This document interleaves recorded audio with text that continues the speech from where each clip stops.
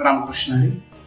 ज्ञानेश्वरीमध्ये काय आहे याच्या अनुषंगाने बोलताना माऊली खूप सुंदर दृष्टांत देतात. माऊली असं म्हणतात, मनोनी महाभारती नाही ते दोहेच लोकी तिही येणे कारिणे मुनी पाही व्याचोशिष्ट जगत.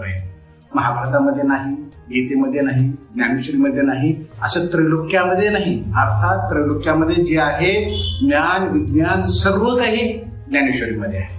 जर म्हणून अनुभव घ्यायचा असेल तर ज्ञानेश्वरीचा अनुभव घ्यावा. आपल्या जीवनातल्या प्रश्नांची उत्तरं, आपल्या अडीअडचणी, समस्यावरचं निराकरण ज्ञानेश्वरीचा ग्रंथ अनुभवण्याचा जर आपण प्रयत्न केला तर ज्ञानोबारायांच्या शब्दाप्रमाणे, ज्ञानोबारायांच्या मुखातून पडलेल्या अक्षराप्रमाणे एक एक अक्षर सत्य असल्याचा अनुभव आपल्याला येईल. कोणत्याही प्रकारच्या अडचणी आपल्या आयुष्यामध्ये राहणार नाहीत.